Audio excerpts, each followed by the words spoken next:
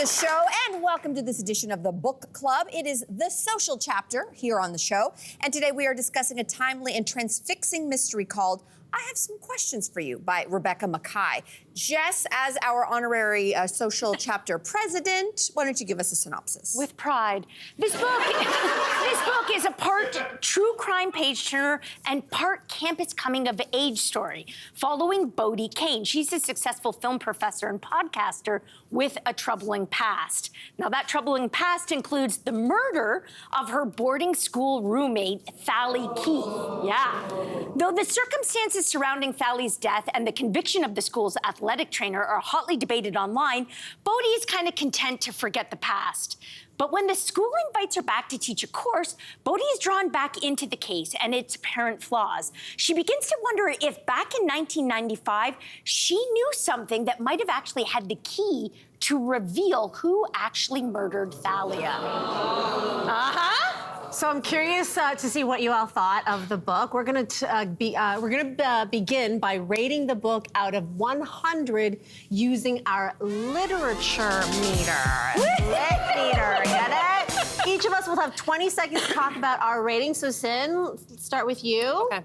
I gave the book a 75 out of 100, and here's why. I think I liked the idea of this book better than the book itself. Do we have a countdown here? Is the countdown Just keep going. Go, Just keep go, going. go. The commentary on our obsession with true crime, the murkiness of memory, and the gray areas of the Me Too movement is conceptually really fascinating to explore, but the actual experience of reading the book was highly taxing. It was too long, too many names, too many reflections and inner monologues that all kind of started to feel the same. I didn't love it. Fair enough.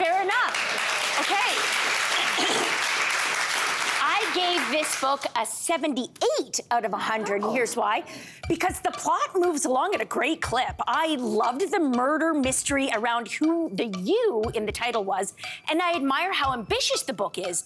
But was it too ambitious? Did it try to check too many boxes? True crime, podcast, the Me Too movement, racism, adolescent growing pains, childhood trauma. It was like when I make a meal and I use 10 ingredients, but only 5 ingredients would have made the dish better.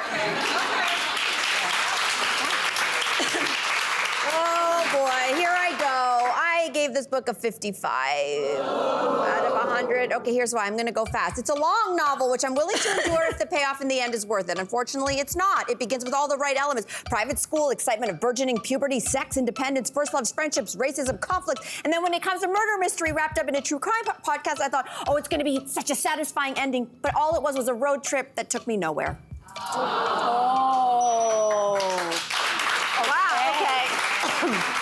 Lainey. I guess I'm the opposite from Mel. Mel gave the book the lowest score. I gave it the highest. I gave it 85 out of 100. I mean, this book hits all my literary kinks. Liberal arts college out in New Hampshire with a scandal, sign me up. But also what I mostly liked about the book is that it's angry. This writer is angry. This character is angry. So the whole time, she is angrier, and she gets angrier and angrier and angrier, and that's me. I am so angry all the time.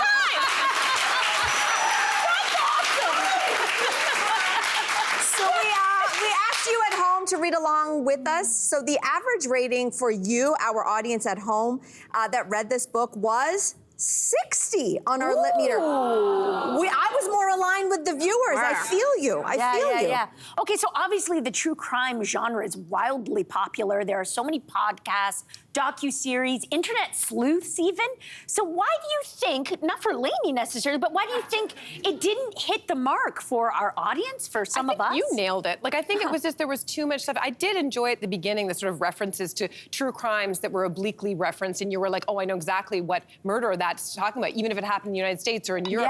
It tells us something about how ubiquitous these stories have become, and they become part of our entertainment or cultural conversations. But it was just trying to tackle too many things. I did find it a little bit. And the lack of resolution, although, I mean, maybe that's more indicative of real life. Like, a lot of things aren't resolved. It probably is, but I think it wasn't resolved at the end? I don't remember there being a resolution. We know. We find out answers. I found it a very dissatisfying ending. It was not, and I think for true crime, even if you don't find out the whodunit, I think true crime for me, what makes it good is there's still a lesson for me to learn, so I don't get murdered.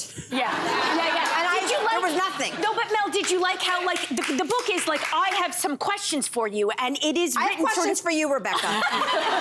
But did you like how, like, the author, the character of Bodhi, who's narrating this story, how she's talking to someone and saying, I have some questions for you, and we don't know who she's talking about. And did you like that aspect? No, we do. Yes, we we do. do. Not till like this part, maybe. We do find out. We don't know until Pretty early. 1/3. We find out who it is, and then that is a what is it? A red herring? Then I was like, well, why have you been talking to him? That's not the guy. Oh my God! Did I liked just? that. Sorry. I thought that was clever. Oh, I think I just let out a plot. No, It's you been didn't. out since February. It's fine. Okay, well, okay, good. Phew, you're not going to read it. Okay, so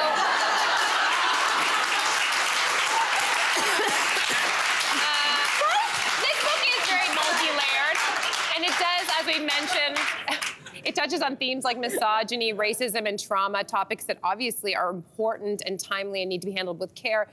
Where did the book get it right? So, Lainey, you loved it. What did you really love about it? What I liked about it is how self-aware it was. I mean, this is someone who, as a narrator, is accepting that they are flawed, or at least showing the reader that they're flawed. And one of the most flawed ways that she writes this character, the lead character, is that she is a white woman trying to seek justice for a black man and making it all about herself.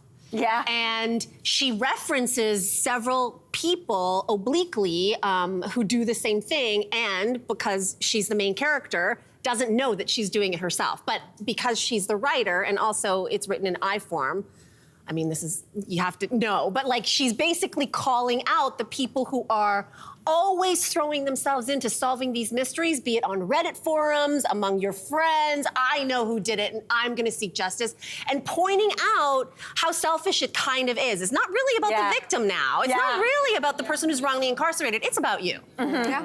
Good point. The New York Times said it detoured into preachy op-ed speak, which disrupted the tempo. I couldn't come up with that on my own, but after I read the review, I read reviews after I read a book, and I kind of agree, because like it felt like the lessons were written in the book, because there are lessons and there's certainly social commentary, and it felt like they were written by an op-ed columnist rather than someone who was learning those lessons organically. Truth. Yeah. Interesting. Well, that was our take on the book. You at home can tell us what your thoughts are using hashtag the social chapter on all our social media channels. And now it's time for a break, so we'll be right back. Thanks for watching. We've got lots more discussion and debates on everything from food and fashion to pop culture and current events. Don't forget to click like and subscribe.